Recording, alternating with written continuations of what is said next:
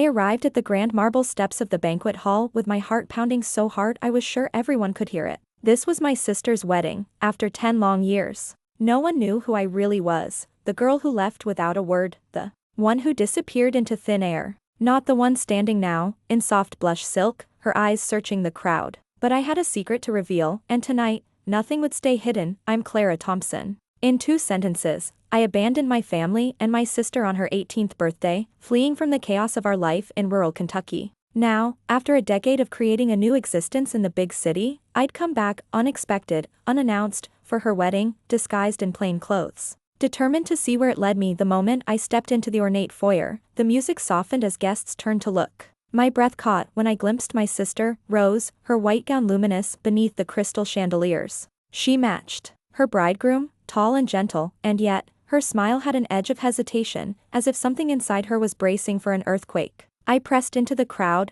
curious and terrified of how close I could get without being seen. But what happened next would change everything. My invitation wasn't formal, there was none. My name hadn't been on the guest list. But I slipped in behind a friend of a friend, using the confusion of size and starlit decor to shield myself. No one recognized me. That was deliberate. I hadn't wanted the shock that might come with my reappearance. I wanted to watch first, to hear how Rose had spoken of me in the years past, what memories lingered. Then I'd decide, reveal myself, or disappear again. Even now, as I floated through the tables, I had no clue which choice I'd make, or why. Just as I was passing the sweetheart table, Rose's maid of honor, Sarah, caught my eye. We hadn't spoken in years since the fallout, all the drama, the fights, the storm of guilt. She halted mid-pour, her hand trembling, and our eyes locked. Recognition flashed in hers, pure and immediate. My pulse spiked. If Sarah knew, word would spread. Within a heartbeat, I pivoted, letting a waiter block my silhouette, and slipped into a corridor lined with mirrors. I stared at myself. The same curly chestnut hair, the same nose, but sharper, older.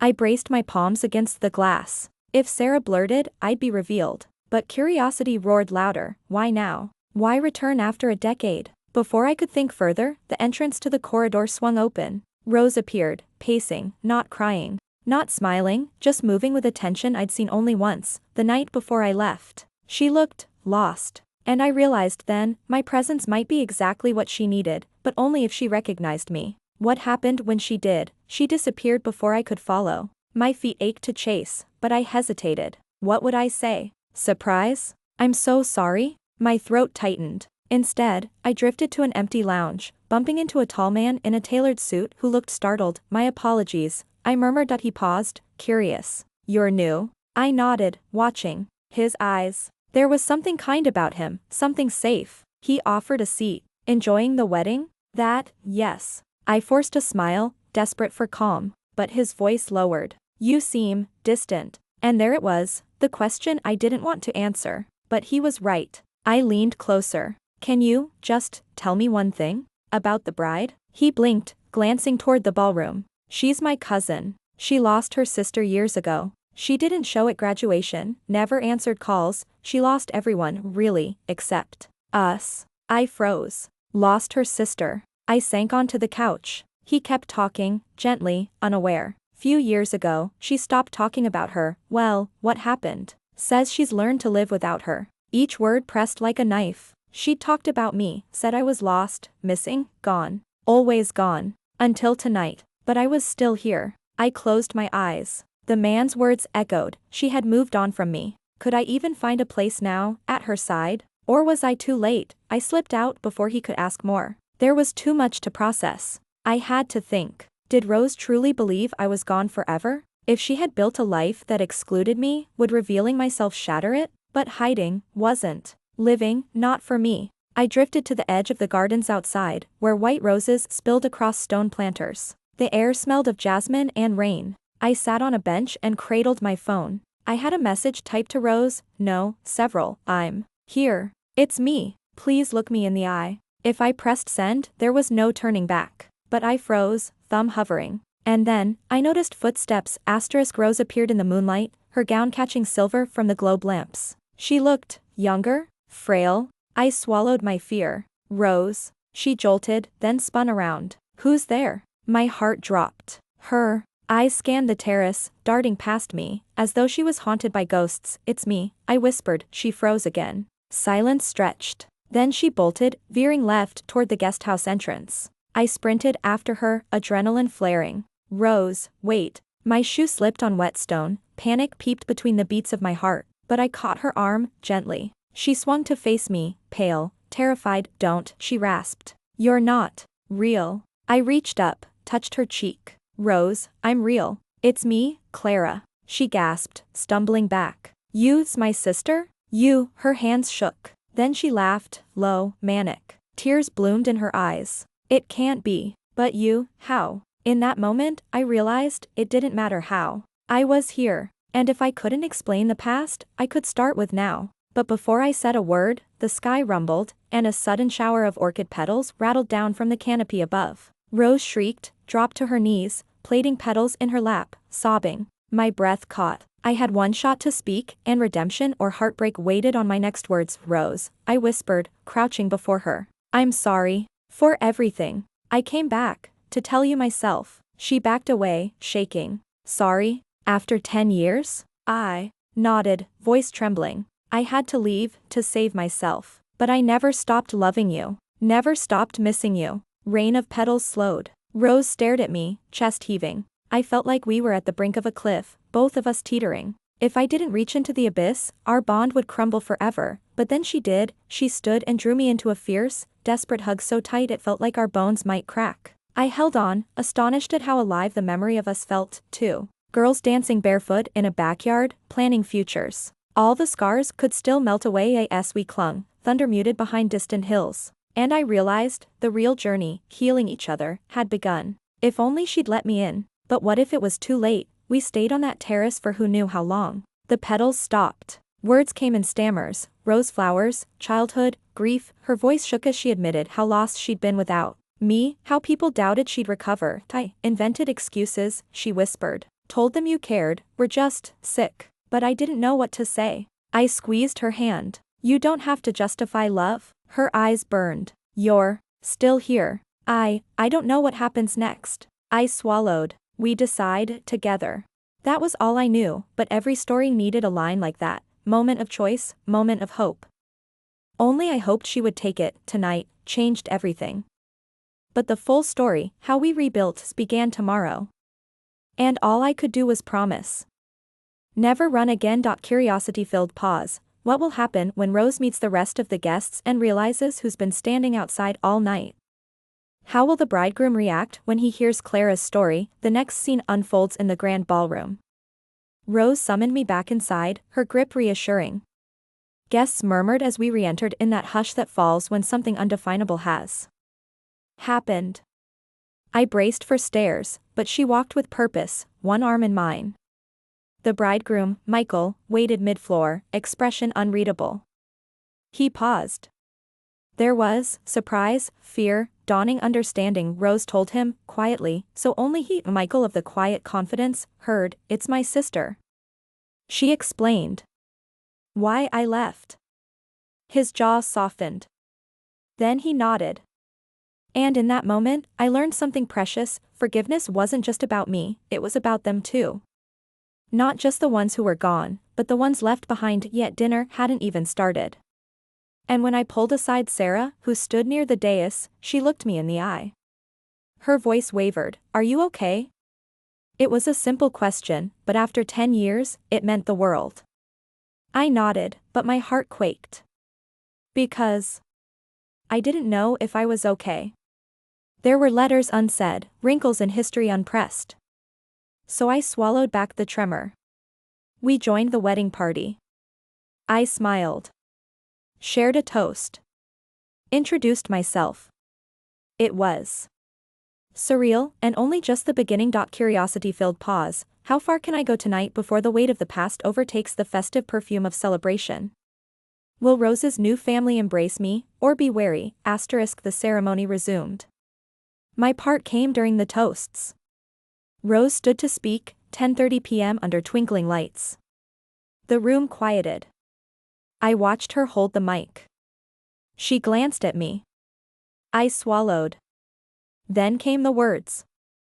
To my sister, who flew without warning into our lives all those years ago, thank you for finding your way back. You taught me I could survive anything, and tonight, I know we both can. She paused, tears glimmering. I rushed up, couldn't let that moment vanish between distance. I hugged her. The room erupted in applause. My heart soared, and hung suspended. In that swirl, I glimpsed the future. My sister's face beamed, not with pity, but with pride. I realized something powerful. This night, my return, wasn't about erasing the past. It was about planting our roots again, together. But before I could relish the moment, someone raised a question. Curiosity-filled pause. Who interrupted? What question? And how would it alter the night? A guest, an elder aunt I barely knew. Rose. She cleared her throat. We're curious, she said fondly. What brought you back after 10 years? There was silence, weighted with expectation. All eyes turned to me. Rose squeezed my hand. I lifted the mic that had just been set down. Curiosity, I said softly. The room leaned in. I left because I was terrified of disappointing you, of failing, of the chaos at home. I ran. I hid. I found a life, yes, but it was half a life, because every day I left, I lost a piece of me. I came back because the piece was right here. I tapped my chest, and it was calling. My voice shook, but grew stronger. I'm not the same girl who left, maybe better, maybe worse, but I'm here now. And that is worth everything. I met Rose's eyes. I love you. A hush. Then the room erupted. Tears, laughter, toasts resumed. And though I knew the path ahead would be bumpy, I felt something precious, belonging. My sister smiled, real, radiant. Not as if I'd reappeared from a dream, but as if she'd reclaimed me for good. But the story didn't end. Because this was wedding night. And dawn would reveal their world, with me in it. Curiosity filled. Pause. How will our family embrace the morning, when wrapping paper is torn, cakes are cut, and life settles? Will old wounds threaten rebirth? Morning came slow. I woke in a guest room at the hotel adjoining the hall. My head buzzed with incense of last night, and anticipation. I rose and padded to the balcony. There, Rose stood, her gown traded for pajamas, hair undone, coffee in hand. She beckoned. I'm glad you stayed, she said quietly. I joined her. The horizon shimmered. Me too. She took a breath. Now the real story starts. I leaned into her shoulder. Tell me. She told me about her fears, how she'd feared I'd never return, how she'd built walls to protect herself, how hard it was to trust again. And I told her about my years away, jobs, relationships, heartbreaks, the nights I had nothing to do but recall her laugh, our fights, our shared bed. I showed her my apartment's photos, our resemblance stark, and how much I'd grown. That morning, they planned a simple brunch to smooth the edges of last night's surprise. But before that, as the sun burned off dew, she asked me to stay. For a while. Not to finalize a permanent home, but to start, just to begin again. And so I said yes. Curiosity-filled pause. Would our parents agree? What about the rest of the family? And what about me? Am I ready to give up the life I built? To rebuild the one I left? The brunch was warm, awkward, electric. My parents hugged and held me, and it broke my heart how much both love and hurt lingered in their hold. My father's voice cracked when he said, "Welcome back, Clara." My mother wept, and kept repeating, "I missed you." I wanted to melt into them, but there was also pride, and unasked questions. Like, why did I stay gone? And did I deserve forgiveness? I didn't know then. But I decided something deeper. Forgiveness wasn't just a gift, they deserved my honesty, my effort, my presence. So I promised Rose, and our parents, that I'd be present for birthdays, late-night talks, chores I'd missed. I'd be there. Daughter again. Curiosity-filled pause. Could I balance the life I'd built, her apartment, her job, her network, with the one I'd re-enter? Would I ever feel whole? In the weeks that followed, I shifted my life. I handed in my 2-week notice at the PR firm where I'd worked for 6 years, so I could relocate back to Kentucky, just down the road from Rose. I found a small studio, with tall windows and dusty floors, perfect to nurture new dreams, possibly even a business working with farmers like our dad once had. People teased, she's reinvented herself yet again. I laughed, but inside, there was both joy and fear. Rose and I spent afternoons on the porch, drinking lemonade, mending fences, literally and metaphorically. We wrote emails to each other, to reflect and heal. I told Rose some truths. The chaos at home wasn't her fault. I blamed no one but the circumstances, and that helped dissolve lingering blame in both of us. I wanted to save her from carrying guilt, but she insisted that the story we both carried was what bound us, and now, it could free us. Curiosity-filled pause. But could the community accept me? Would whispers start, the sister who vanished Now back and building a new empire? And what of the dreams I'd shelved for stability? Small victories came. I landed freelance work helping the local garden co-op write grant proposals, recounting sense of community. Every letter I wrote, I drew traces of my journey, carefully curated, honest, hopeful. Locals recognized my name. Some questioned my return. One old neighbor said, "We wondered if you'd ever see the place again." I met her gaze, steady. I never stopped missing it. At home, family dinners became routine. My mother cooked chicken on Tuesdays, just like old times. Rose and I resurrected sisterhood traditions, movie nights, midnight walks, cringe-inducing. Sibling pranks. The pain remained, but it loosened, wove into memories, not scars. And what once felt impossible, being proud of that girl who ran, I began to be proud of the woman who came back. Curiosity-filled pause. Yet, life seldom flows uninterrupted. As I settled, a letter arrived, a formal notice from a publishing house, my memoir. I'd submitted chapters months ago under a pseudonym. They wanted more. But could I share our story in full? Would Rose be ready for the world to read our shared pain and redemption? I showed her the letter. She read it, frowned thoughtfully. This could bring us healing, if we do it together. But it could also open old wounds. I nodded. I don't want to sell our story, I want to tell it truthfully. To show that running doesn't erase love, that coming home isn't defeat. She closed the letter gently. Then let's do it, right together. Our voices. Our forgiveness. We collaborated. Week after week, in a rented lakeside cabin, we wrote. Our chapters interwove, not just mine, but her perspective. The narrative traced 10 years apart, 10 years together. Editors called. Finally, the memoir was accepted. Published in late spring. We held launch events in universities, churches, and community halls, our story inspiring women, families, broken people seeking repair. Curiosity-filled pause. How would our friends, and the wider world, receive this story made public? And would it change us again? The book touched lives. We received letters, women who reconnected with estranged mothers, sisters, children, couples who reconciled. A teacher from our old school invited us to speak. Rose and I traveled together, occasionally stumbling over the weight of reliving pain, and yet, finding power and honesty. At one event in Nashville, a woman approached me, tears shining.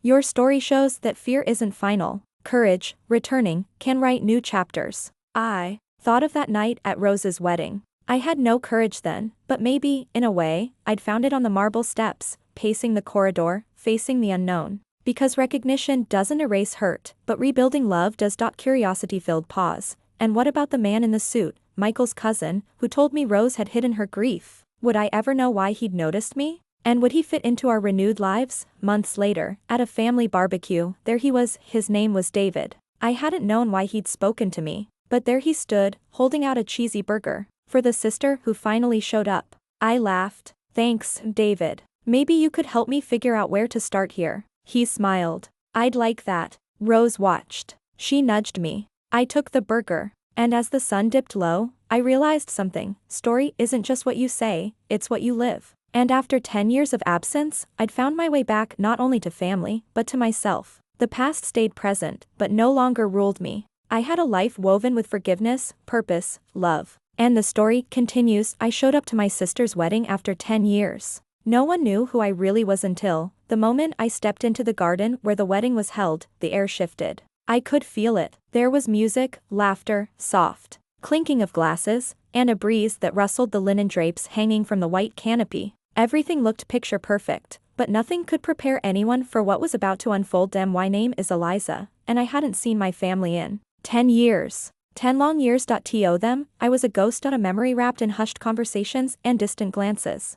I was the sister who disappeared, but that day, I came back. Not for closure, not for revenge, but for something much more complicated. And as I stood at the edge of the crowd, my heart pounded against my ribs like it was trying to escape, because no one knew who I really was anymore. And I wasn't sure they ever would. It all started a decade ago, a single night that shattered everything. That night, 10 years ago, my sister Ivy and I had the biggest fight of our lives. Words were said that couldn't be taken back. Accusations thrown like knives. And one secret, a dangerous, devastating secret, slipped out. It changed the course of both our lives forever. I vanished the next morning without saying goodbye.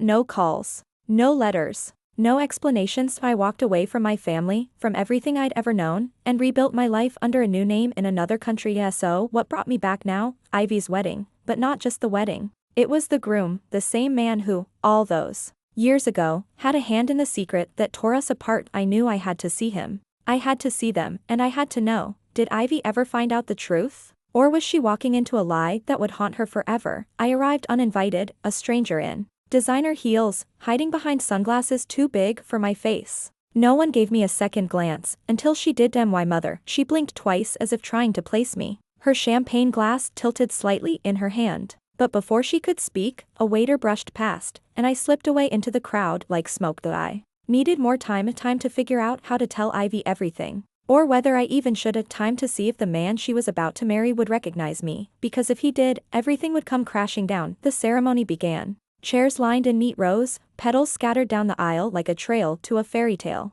Ivy appeared in a cascade of white and lace, radiant and heartbreakingly familiar, and there he was, Nathan, older, more polished, but still the man I remembered, still. The man who lied today.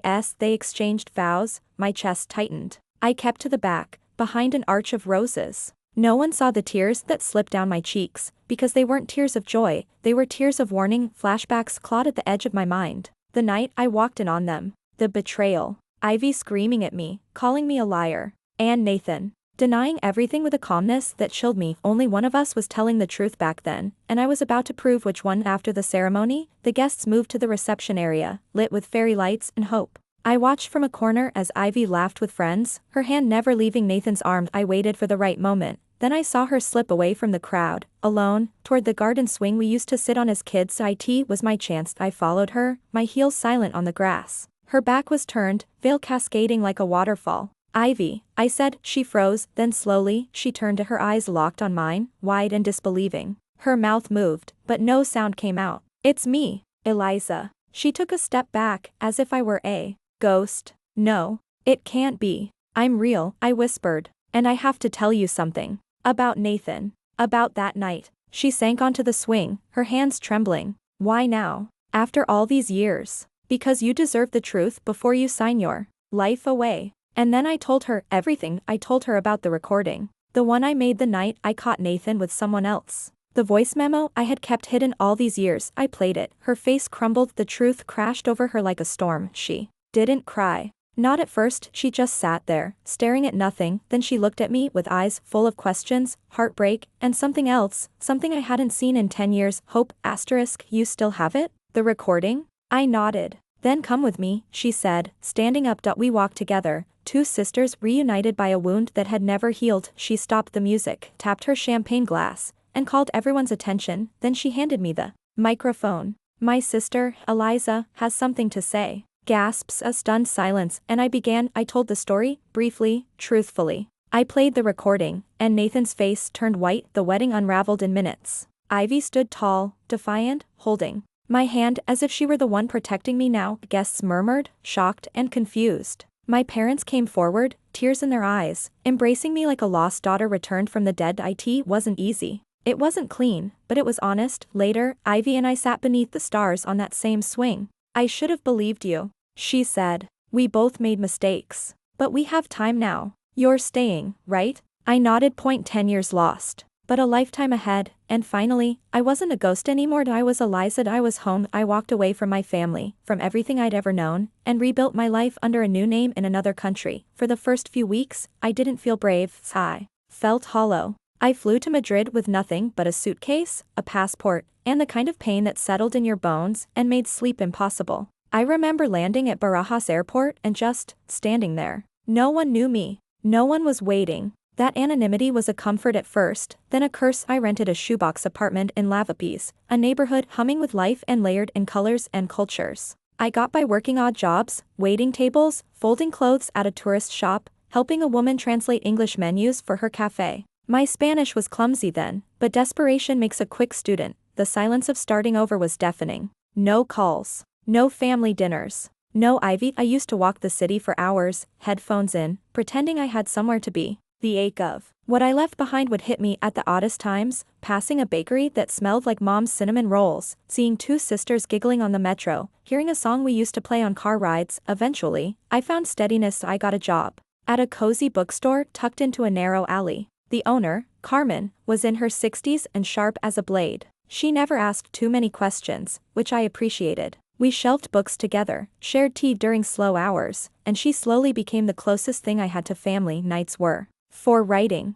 Journals filled with memories I couldn't share with anyone. Pages and pages about Ivy, about that night, about the guilt and confusion that never really faded. I wrote letters I never sent, drafted apologies, drafted accusations, ripped most of them up. I changed my name legally, dyed my hair, stopped looking over my shoulder. After a couple of years, I met someone. His name was Marco. He was kind, calm, and asked nothing of me I wasn't ready to give. He taught photography at a local school and had a smile that made the cold months feel warm. I told him pieces of my truth, but never everything. He knew I had a family I'd left behind. He never pushed for more. We lived together for 3 years. He helped me believe I could belong somewhere again, but the past doesn't vanish. It waits. Every now and then I'd Google Ivy's name. Quietly, secretly, just to know she was okay. I watched her career grow, event planner, magazine features, interviews. I watched her smile widen while mine stayed cautious, and then one day, the news popped up, Ivy Pearson to marry Nathan Carrington. It felt like the wind had been knocked out of me. That's when I knew I hadn't survived everything to stay silent. Now I packed a small bag, deleted Marco's number so I wouldn't be tempted to call and explain, and bought a ticket home, because Ivy deserved to know who Nathan really was, and maybe, just maybe, I deserved a second chance to be her sister. I never meant to disappear. Not really. But when I packed that duffel bag at 23, left my key under the cracked flower pot, and walked 3 blocks in the rain to the train station, I knew I wasn't coming back anytime soon. You might say I vanished. That's not quite true. I simply stopped being the version of myself everyone expected. I didn't leave a note, no social media announcement, no long confessional to my sister, my friends, or my mother. I just left. So where did I go? I went north, to a town with a name no one back home would ever remember. 2 buses and 1 Greyhound later, I stepped off into a fog-soaked village on the edge of British Columbia. One of those quiet places with no chain stores and too many coffee shops. I rented a room over a bookstore, above an old woman who didn't ask questions and didn't care who I had been. I worked in her store, actually, for my first few months. I sorted used paperbacks, wrote staff recommendations on yellow index cards, and learned to drink tea the right way. My name became Mara. Just Mara. Not short for anything. Not the name on my birth certificate. Not the name my sister, Emily, used to scream from the top of the stairs. That first year, I worked mornings at the bookstore, evenings cleaning rooms at the Bayside Motel. I kept to myself. I read a lot. I walked to the water and sat with my legs tucked under me like I used to when I was 10, watching the tide pull in and out like it had somewhere better to be. I learned how to be small, quiet, unnoticed. And I liked it. It wasn't like I was hiding from the law. I hadn't done anything wrong, well, not illegal, anyway. But I was running from the weight of expectations, from a life that felt so pre-written it might as well have come bound in leather with gilded edges. The kind of life where I was always the responsible one, the caretaker, the one who made it through school, who cleaned up the messes, who stayed even when I wanted to run. But I left. I missed Emily's engagement party. I missed her college graduation. I missed our mother's 3rd wedding. I missed a decade, give or take. So what kind of life did I build? A real one. That's the only answer that feels honest. After that first fog-wrapped year, I moved again, this time just a few towns over, to a place with a community arts center and a library that didn't mind a few tattoos. I started teaching writing workshops. On Thursday nights, I got certified to teach ESL and worked with newcomers from Syria, Nepal, El Salvador. We practiced job interviews and grammar drills and how to make jokes in a second language. I got a dog, a mutt named Whiskey, who liked fish and hated vacuums. I learned to drive stick. I went camping and woke up under stars so thick it felt like God had spilled salt across the sky. I made friends. Slow friends. The kind that don't ask where you came from until you're ready to tell. A woman named Priya who ran a bakery and taught me how to make cardamom buns. A man named Jonah who worked construction and had arms like scaffolding and a laugh that cracked open the darkest mornings. I dated him, for a while. We lived together in a cottage with a wood stove and no TV. It was good. He was good. Until he wanted more than I could give. Marriage, babies, roots. I didn't leave in the middle of the night this time. I just said goodbye. And we both cried. And that was the end of it. Eventually, I went back to school, online, part-time. I got my degree in community development, graduated with distinction. I led a housing initiative that converted old buildings into co-ops. I helped write grants. I learned to speak in rooms full of people with clipboards and budgets and power. The woman I became, Mara, was strong.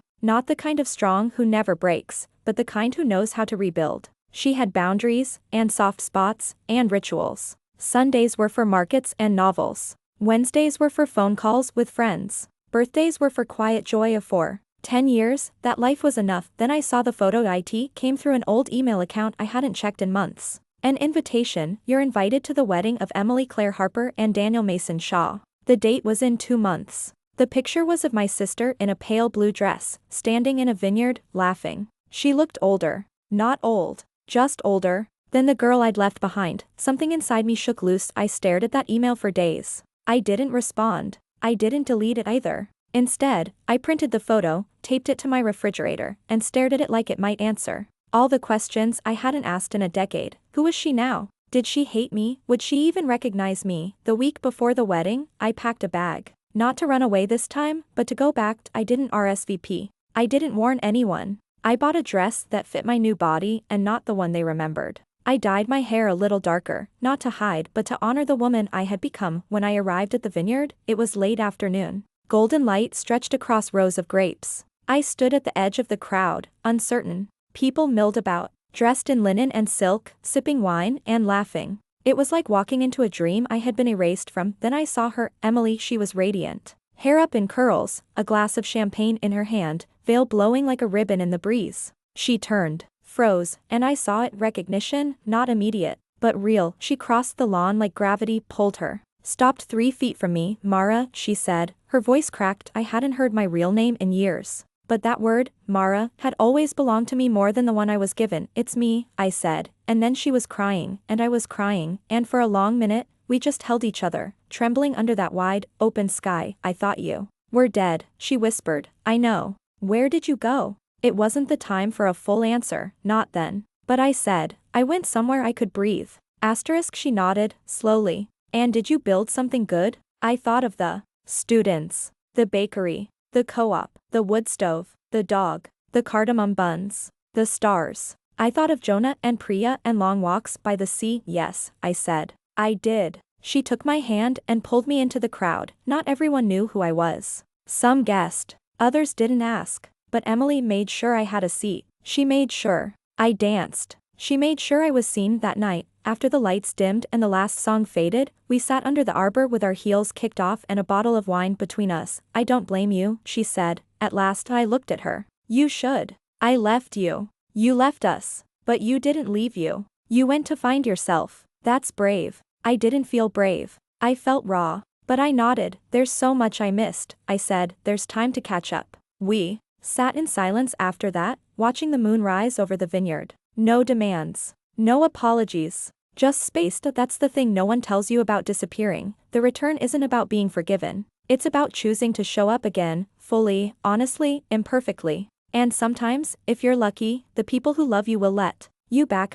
So where did I go? I went where I could grow. What kind of life did I build? One that was mine, and I came back, not to erase the past, but to let the future hold both who I was and who I had become. That's all anyone can hope for. In the end, I never thought silence could have weight, but it does. It presses down on you in the absence of voices, footsteps, or laughter, especially the laughter. I remember it used to be everywhere. Now, it just exists in my memories, like a song whose melody fades after the final note. But it's been 7 years since I left. 7 years since I packed a single suitcase, drove past the city limits, and never looked back. People say that kind of departure is brave. They call it taking control of your life, breaking free, or whatever the latest self-help jargon is. But the truth? It was more like running away from a fire I started myself and refusing to turn around to see who got burned. The cottage I live in now is small and quiet. It sits on the edge of a lake no one knows about unless they're looking to disappear. That's what I wanted, obscurity.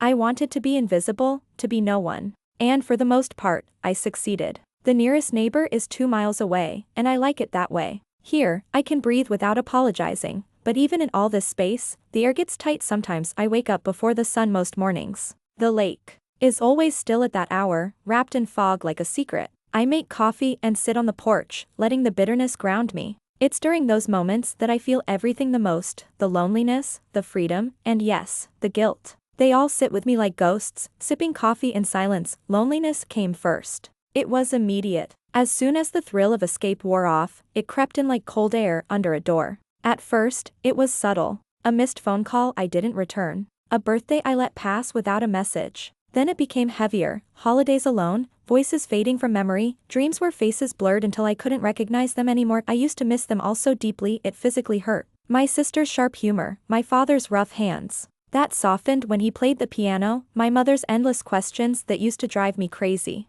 I thought missing them would fade with time, but it didn't. It just became part of the rhythm of my days, like the ticking of the old wall clock in the kitchen. There's a tree stump in the woods out back where I sit sometimes and talk to them. Not because I believe they can hear me, but because I need to say the words. I'm sorry. I didn't know how else to survive. I've said that more times than I can count, but here's the thing, survival is a tricky word. People use it like it's noble, like staying alive means you did the right thing. But surviving isn't always graceful. Sometimes it means lying. Sometimes it means abandoning people who loved you just because their love felt like a cage, and that's where freedom comes in.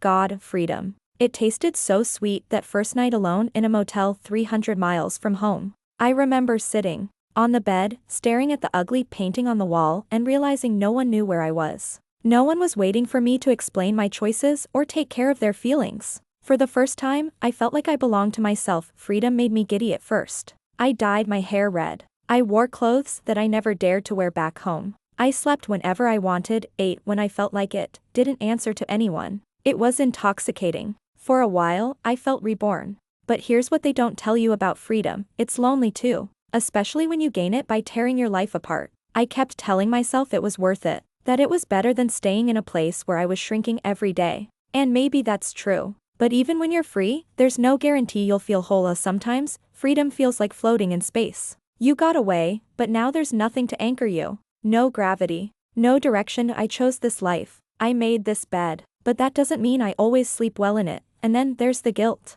The longest lasting emotion of them all. It changes. Shapes like smoke, sometimes obvious and choking, other times barely there but still lingering. I feel guilty for the way I left. No note, no goodbye, just absence. I couldn't face them. Not after what I did. Not after what I said. I told myself they'd be better off without me. That I was only dragging them down with my depression, my restlessness, my sharp words when I felt cornered. But deep down, I think I just didn't want to see the pain in their eyes when I said I needed to go. I don't think I was built for family. At least not the way ours was. Too many expectations. Too many secrets. I carried 1,000 unspoken things in my chest and no one ever noticed how heavy it got. There were moments, small, fragile moments, when I almost called. I'd pick up the phone, stare at my sister's contact, thumb hovering over the screen. Once, I even typed out a message. I miss you. I'm okay. I think. But I never sent it. What was I supposed to say? Hey, remember when I ghosted you for almost a decade? Let's catch up over coffee. No. I stayed quiet. Cowardice or mercy, I still can't decide which. There's a box under my bed filled with letters I wrote but never mailed. Pages and pages of confessions, apologies, explanations. I read them sometimes and wonder if it would make a difference if they ever saw them. But I never send them. I don't know if I'm trying to protect them or protect myself. A few months ago, I ran into a woman in town who looked like my sister. Same haircut, same fire in her eyes. I followed her around the grocery store for 10 minutes before I realized it wasn't her. My heart was pounding the whole time. I think some part of me wanted it to be her. I wanted her to look at me and recognize me. I wanted the moment. Even if it ended in shouting, even if she hated me, I just wanted to be seen again, but it wasn't her. It never is. Sometimes I dream about going back. About walking up to their door, suitcase in hand, and asking if they still have room for the girl who left. But I know it wouldn't be that simple. Time changes people. I'm not who I was, and neither are they. We're all strangers now. Besides, I don't know if I deserve forgiveness. That's the truth I live with. I left because I didn't know how to stay. I disappeared because I didn't want to keep breaking things. But I broke them anyway by leaving. There's a photo on my nightstand of the four of us from when I was 15. We're at the beach, laughing. I'm holding my sister's hand. I don't remember what the joke was, just that it felt good. That moment is frozen, perfect, untouched. Sometimes I stare at it and wonder if we could ever be that again, but photographs lie. They capture smiles, not the silences that followed. I'm not trying to paint myself as a victim. I'm not. I made choices. I walked away. I built this quiet life on purpose. And there's peace in it, sometimes. The kind that comes from solitude, from not performing anymore. I garden. I read. I write. There are days I laugh, really laugh, at something silly like a raccoon stealing my tomatoes. I've found pieces of happiness here, but the ache never goes away completely. It's like a low hum in the background, always present. I don't know if I'll ever go back. I don't know if they'd welcome me or slam the door. Maybe I'll stay hidden until I'm old and gray, and they'll tell stories about the sister who vanished. Maybe that's the role I'll play now, the mystery, the shadow dot, or maybe one day, I'll send one of the letters. I'll sign my name. I'll tell them I never stopped loving them, even when I couldn't love myself enough to stay. Until then, I sit by the lake and watch the sun rise. I talk to the ghosts. I breathe. I remember, and I hope, quietly, always, that they're okay. It's quiet here in the mornings. You'd like it. Maybe not at first, maybe you'd call it dead quiet, like you used to say whenever the power went out. Pause, but it grows on you. This kind of quiet, it's like a bomb. If you've been noisy inside long enough. She sips from the mug. I left 7 years ago. No note, no warning, just disappeared like steam off the kettle.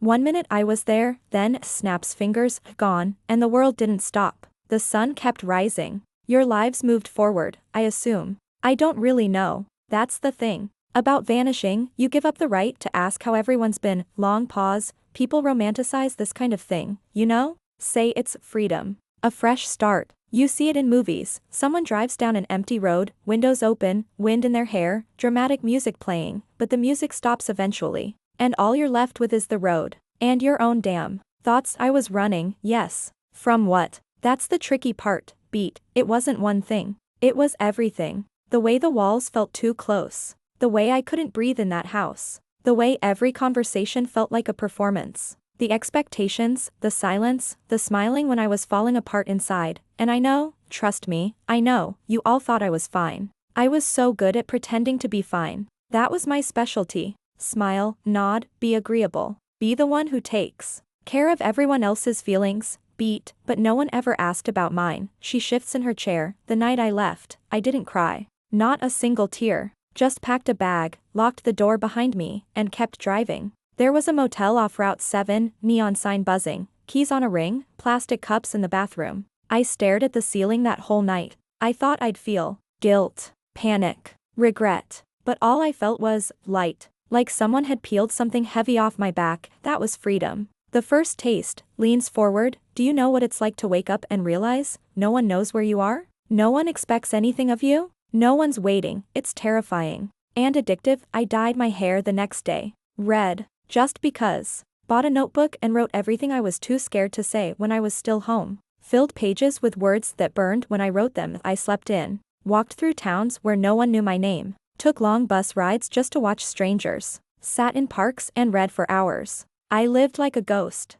And for a while, I loved it. Beat. But even ghosts get lonely. Long pause. That's the thing. No one tells you about freedom. When you finally get it, her real, raw freedom, it's not all wide skies and possibilities. It's also silence, isolation, distance you can't explain. Softly, no one warned me that being untethered can make you feel like you don't exist. The loneliness came in waves. At first, it was just moments, like seeing a dad push his daughter on a swing and realizing I hadn't spoken to anyone all day. Then it became heavier, like forgetting the sound of my sister's laugh, or realizing I couldn't remember what my mother smelled like when she hugged me. I used to dream about you all. Not in dramatic ways, no confrontations or apologies. Just little scenes. You setting the table, Dad watching the news, Sarah folding laundry with music on. I'd wake up with tears on my face, stares out the window. Loneliness doesn't always look like sadness. Sometimes it just looks like forgetting who you are. Beat. I told myself it was the price of freedom. That it was worth it. That I was finally living for me. But then came the guilt. Chuckles dryly. Guilt's clever. It doesn't slam into you. It seeps. Like fog under a door. You don't notice it until everything feels heavy and cold. I'd be drinking coffee, and suddenly, flash, Dad's hands, rough from the garden, making breakfast, or I'd hear a laugh that sounded just like Sarah's, and I'd freeze. Asterisk. I wrote letters. Dozens. Gestures toward under the table. They're all in a box under the bed. Never mailed one. What would I even say? Hi. Sorry I disappeared. I needed to not drown in my own skin anymore. How do you put that in a postcard? Pause. I think part of me wanted to protect you. The other part? Too ashamed to face you, because the truth is, I broke hearts. Mine. Yours, and I can't ask you to pretend I didn't. Beat, I remember Sarah's wedding invitation came 2 years after I left. It was forwarded to a mailbox I never checked. Found it months later, creased, unopened. I kept it. I imagined showing up, hiding in the back row, watching her smile, maybe even slipping away before anyone noticed. But I didn't go. I told myself I didn't deserve to, and maybe I don't, but I think about it more often than I should. Stares down into mug. Sometimes I wonder if you're angry, or if you've let me go completely. If there's a version of me in your minds that stopped aging 7 years ago, the "she used to be so funny" version. The "I hope she's okay" version, not the real me, not the me that gets up early now to watch the fog roll over the lake, who grows her own herbs, who reads poetry out loud to an empty room, who talks to the silence like it might talk back. Laugh softly. I'm not trying to be poetic. I just want you to know, I'm still here. Not the girl I was. Not quite the woman I thought I'd be. But, here, breathing and remembering, missing you in ways I can't fix. She rises, paces slowly. I used to think if I ever returned, I'd need a speech. Something grand. Something that made it all make sense, but now I think, maybe it's enough to say, I left because I had to. I couldn't stay and survive. I loved you all. And I didn't know how to love myself at the same time. I tried. God. I tried. Pause. Freedom gave me air. Loneliness gave me stillness. Guilt gave me truth. That's what I've built my life on. It's not perfect, that it's not what I imagined, but it's mine. Picks up the photo from the table, an old family photo. I look at this sometimes. Us at the beach. I can still hear the gulls. Feel the wind pulling at our shirts. None of us knew what was coming, and maybe that's the hardest part, that we never know what parts of us are slipping away until they're gone. Beat, would you open the door if I knock tomorrow? Would you recognize me? Maybe not, but maybe someday. If a letter shows up in your mailbox, and the handwriting looks familiar, don't throw it out. Read it. I promise it's not asking for anything, just offering a piece of what I couldn't say when I left. Beat, I love you. I always did, even in the leaving.